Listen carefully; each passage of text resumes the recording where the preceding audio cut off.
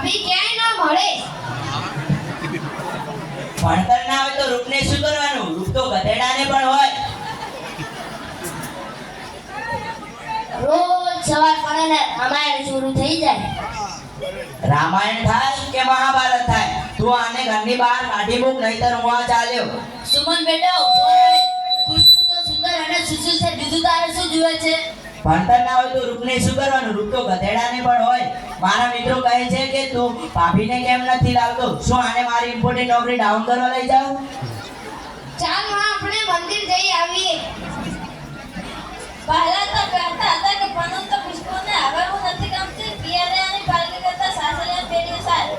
તું તો પિયરિયાની પાલકીમાં જ શોભે, તું મારા ઘરમાં ના શોભે. આજે પિયરિયામાં જતી રહે, જા.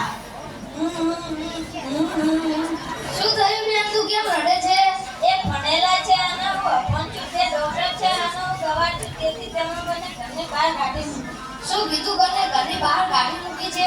જ્યારે નારિયેળ લઈને પરણવા આવ્યો ત્યારે એની બુદ્ધિ ઘાસ ખાવા ગઈ હતી. તું ચિંતા ન કર, આપણે બંને આપણી ગામમાં ઘણી શાળા છે, હું તને એમાં ભણાવીશ.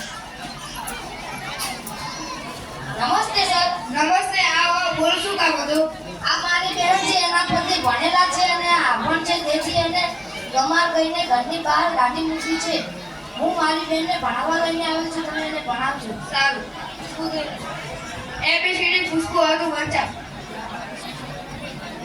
એબીસીડી સર હવે મને વાંચતા લખતા આવડી ગયું છે. અરે વાહ ખુશ્બુ, તું તો ભણી ગઈને હોશિયાર થઈ ગઈ. હવે હું અમને પત્ર લખીને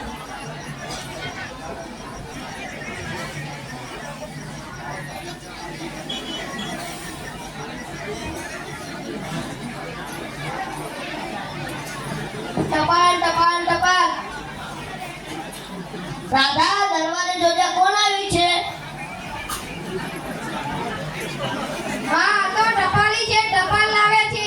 કોની ટપાલ છે? હા, તો ભાભીની ટપાલ છે. તું વાંચજે. આમાં લખ્યું છે કે મેં ગ્રેજ્યુએશન પૂરું કર્યું છે અને પીએસઆઈ ની નોકરીમાં મારું સિલેક્શન થઈ ગયું છે. એમ? જા તારા પપ્પાને આપ.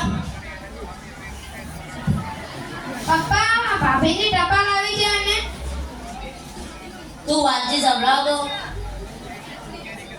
ભાભી તો ભણી ગણીને પોલીસ બની ગયા છે.